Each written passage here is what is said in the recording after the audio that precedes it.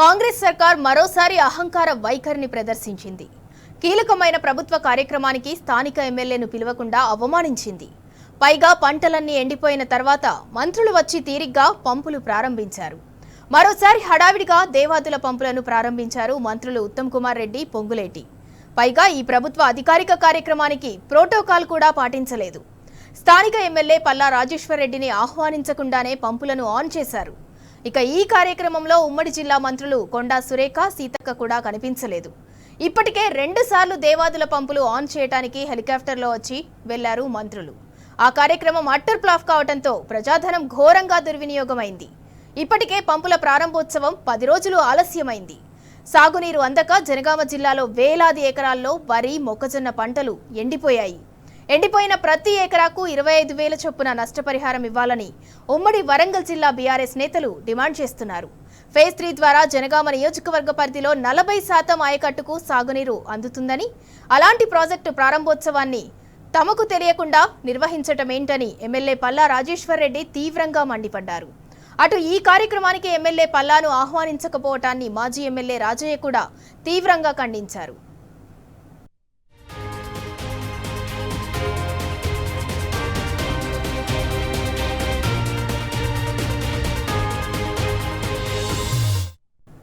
ఓ పక్క కీలకమైన అసెంబ్లీ సమావేశాలు జరుగుతున్న సమయంలో నియమ నిబంధనలకు విరుద్ధంగా దేవాదుల పంపులను ప్రారంభించారు మంత్రులు. కనీసం స్థానిక శాసనసభ్యులకు కూడా సమాచారం ఇవ్వలేదు.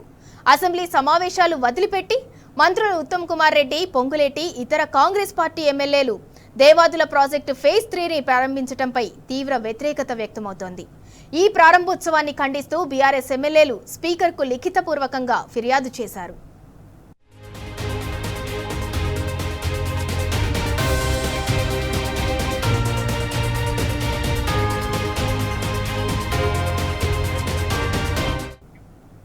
రైట్, ఇదే అంశానికి సంబంధించి మరింత సమాచారం మా ప్రతినిధి రవికాంత్ అందిస్తారు. రవికాంత్, ఓ పక్క అసెంబ్లీ సెషన్స్ నడుస్తున్నాయి, మంత్రులు వాటికి అటెండ్ కాకుండా దేవాదుల ఫేజ్ 3ని ప్రారంభించడాన్ని ఎలా చూడాలి? దీనికి సంబంధించిన డీటెయిల్స్ ఏంటి? అండ్ అలాగే స్థానిక ఎమ్మెల్యేని కూడా అంటే దానికి ఇన్వైట్ చేయలేదు, అంటే ప్రోటోకాల్ కూడా ఫాలో అవ్వలేదు కదా, ఎలా చూడాలి? పూర్తి స్థాయిలో ఇవాళ అధికార దుర్వినియోగము, ప్రజా ధనం అనేది దుర్వినియోగం అవడం స్పష్టంగా చూస్తా ఉన్నాము.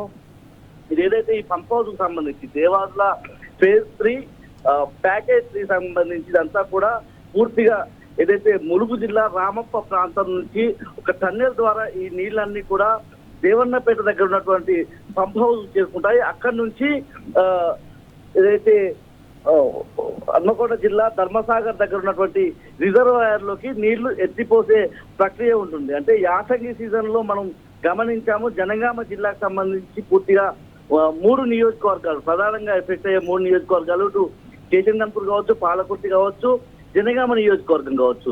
ఈ ఏదైతే తెలంగాణ రాష్ట్రం ఏర్పడక ముందు ఇదంతా కూడా ఒక కరువు పీడిత ప్రాంతంగా ఉండే పరిస్థితి నుంచి ఇవాళ ఆ జనగామ జిల్లాను సస్యశ్యామలంగా చేయలేదు. ఎందుకంటే జనగామ జిల్లా అంటే ఒక ఎత్తైన ప్రాంతంగా ఉండే ఒక ప్రాంతాన్ని ఇవాళ సస్యశ్యామలంగా చేయడంలో బీఆర్ఎస్ ప్రభుత్వం ఆనాడు సక్సెస్ అయిన పరిస్థితి.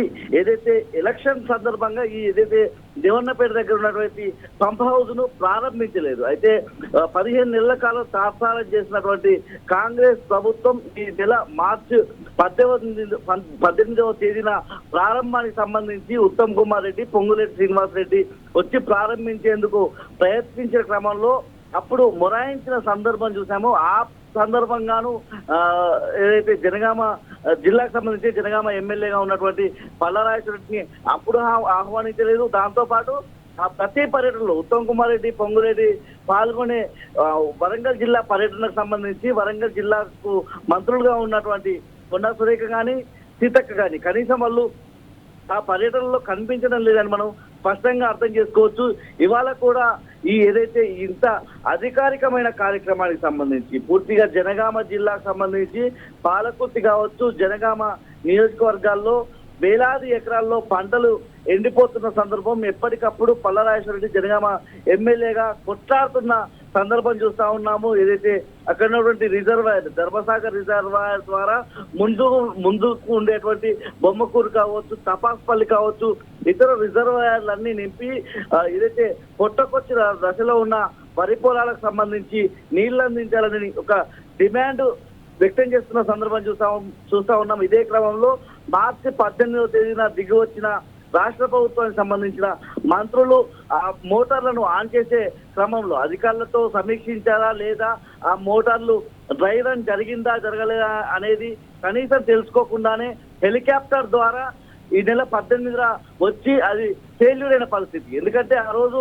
ఉత్తమ్ కుమార్ రెడ్డి స్పష్టంగా మాట్లాడారు. ప్రెస్ మీట్ స్టార్ట్ అయ్యే మొదట్లో 5-6 గంటల్లోనే ఇక్కడ నీళ్లు అందించిన తర్వాతే మేము వెళ్తాము, ఎందుకంటే తెల్లారి బడ్జెట్ సంబంధించి కేబినెట్ మీటింగ్ ఉంది కాబట్టి ఖచ్చితంగా 18వ తేదీన వచ్చిన క్రమంలో ఆ 5-6 గంటల పాటు వెయిట్ చేసైనా ఏదైతే పంపులు మొదలయ్యాక వెళ్తామని చెప్పిన పరిస్థితి.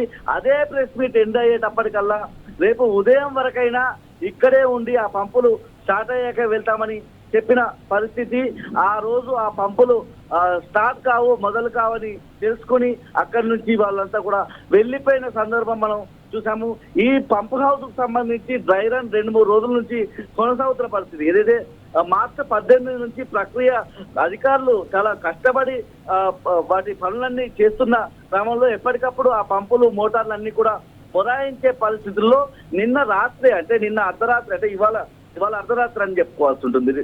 నిన్న 12 గంటల తర్వాత నుంచి ప్రయత్నాలన్నీ మొదలై 2 గంటల వరకు కూడా ఆ మోటార్లు మొరాయించిన సందర్భంలో అధికారులు కావచ్చు, ఆ సిబ్బంది అంతా కూడా వాళ్ళ శ్రమ కోర్చి వాళ్ళ తెల్లవారుజామున 3 గంటల తర్వాత అయితే మోటార్లు అన్ని స్టార్ట్ అయ్యి ఏదైతే ఇప్పుడు ఉన్నటువంటి దేవన్నపేట పంప్ హౌస్ నుంచి అధికారులు ఒక రన్ చేసిన పరిస్థితి. ఆ వాటర్ అన్ని కూడా ధర్మసాగర్ రిజర్వాయర్ లోకి చేరిన పరిస్థితి. అక్కడికి మాజీ ఎమ్మెల్యే డిప్యూటీ సీఎం గా పనిచేసిన రాజయ్య కూడా వెళ్ళి అక్కడ పూజలు కూడా చేసిన పరిస్థితి. అంటే ఇవాళ ఆన్ చేసినటువంటి మోటార్లకు సంబంధించి మళ్ళొకసారి హెలికాప్టర్ లో రావాల్సిన అవసరం ఏముందని చెప్పి ప్రతిపక్షాలు కావచ్చు, మేధావి వర్గం అంతా కూడా విస్మయం వ్యక్తం చేస్తున్న సందర్భం అయితే మనం స్పష్టంగా చూస్తా ఉన్నాం. ఇవాళ జనగామ ఎమ్మెల్యే పల్లా రాజేశ్వర రెడ్డికి ఆహ్వానం అందలేదు. ఈ విషయం పట్ల ఆయన తీవ్ర ఆగ్రహం వ్యక్తం చేస్తున్న సందర్భం అయితే మనం స్పష్టంగా చూస్తా ఉన్నాం. ఇప్పటికే ఆ రాష్ట్రానికి సంబంధించి అసెంబ్లీ సమావేశాలు, బడ్జెట్ సమావేశాలు అంటే చాలా కీలకంగా ఉంటాయి. అనేక అంశాలను ఇవాళ గాలికి వదిలేసి మంత్రులు ఉత్తమ్ కుమార్ రెడ్డి, పొంగులేటి శ్రీనివాస్ రెడ్డి కనీసం జనగామ జిల్లాకు సంబంధించిన ప్రాజెక్ట్ గా ఉంటుంది. ఆ ప్రాజెక్ట్ కు సంబంధించి ఇవాళ పంప్ హౌస్ లో నీళ్లు విడుదల చేసేటప్పుడు కనీసం నాకు ఆహ్వానం పలకలేదని చెప్పి ఆయన లిఖిత పూర్వకంగా స్పీకర్ కూడా ఫిర్యాదు చేసిన సందర్భాన్ని అయితే మనం చూస్తా ఉన్నాము. ముఖ్యంగా ధర్మసాగర్ లో ఇవాళ విడుదల చేసినటువంటి దేవాదుల నీటి విషయంలో మాజీ ఎమ్మెల్యే డాక్టర్ రాజయ్య కూడా తీవ్రంగా ప్రభుత్వాన్ని విమర్శల పాలు చేస్తా ఉన్న సందర్భం అయితే మనం చూస్తా ఉన్నాం. బీఆర్ఎస్ ప్రభుత్వ హయాంలోనే ఏదైతే 1వ, 2వ, 3వ ఫేజ్ లకు సంబంధించిన నీళ్లు కూడా విడుదలైంది. అది బీఆర్ఎస్ ప్రభుత్వం చేసిన కృషి ఆయన చెప్పే ప్రయత్నం చేసిన సందర్భం అయితే మనం చూస్తా ఉన్నాము. ఇటీవలి కాలంలో ఏదైతే గత ఆదివారం రోజు కూడా బీఆర్ఎస్ బృందం ఎమ్మెల్యే పల్లరాజేశ్వర రెడ్డి, మాజీ మంత్రి దయాకర్ రావు, మాజీ ఎమ్మెల్యేలు వినయ్ భాస్కర్, అదేవిధంగా పెద్ది సురేష్ రెడ్డి వీళ్ళందరూ కూడా దేవాదులకు సంబంధించినటువంటి పంప్ హౌస్ వెళ్ళి పరిశీలించి అధికారులను వీలైనంత త్వరగా మీరు ఇవ్వాలి, ఎందుకంటే 10 రోజులు ఆలస్యం అవుతుంది. ఎక్కడికక్కడ పొట్టకొచ్చిన పంటలన్నీ ఎండిపోయే పరిస్థితి ఉంది. మీరు ఇప్పటికే 50-60% మేర పంటలన్నీ కూడా ఎండిపోయిన సందర్భంలో మిగతా పంటలు ఎండిపోకుండా ఏదైతే ఈ నీళ్లు అందిస్తే ఆ పంటలన్నీ బతికే అవకాశం ఉంటుందని విజ్ఞప్తి చేసిన పరిస్థితి. ఎందుకంటే ఉత్తమ్ కుమార్ రెడ్డి కూడా గతంలో వచ్చిన ప్రెస్ మీట్ మాట్లాడినటువంటి ప్రెస్ మీట్ సందర్భంగా కూడా ఇక్కడ 60-70 వేల ఎకరాలు ఎండిపోయే పరిస్థితుల్లో హుటాహుటిన వచ్చామని చెప్తున్న పరిస్థితి. అంటే 18వ తేదీ నుంచి వాళ్ళు 27వ తేదీ వరకు అంటే దాదాపు 10 రోజుల కాలంలో ఎంత పంట ఇంకా నష్టపోయి ఉంటుందో మనం అర్థం చేసుకోవచ్చు. ఇదంతా కూడా బీఆర్ఎస్ చేసిన కృషి, బీఆర్ఎస్ పోరాట ఫలితంగానే మనం అర్థం చేసుకోవాల్సి ఉంటుంది. పూర్తిగా ఈ అంశానికి సంబంధించి తనను ఆహ్వానించకపోవడం పట్ల జనగామ ఎమ్మెల్యే పల్లా రాజేశ్వర రెడ్డి కూడా ఇవాళ స్పీకర్ కు ఫిర్యాదు చేసిన పరిస్థితి. స్పీకర్ ఏ విధంగా స్పందిస్తారో కూడా అవసరం ఉంది. Right, thank you Ravikanth.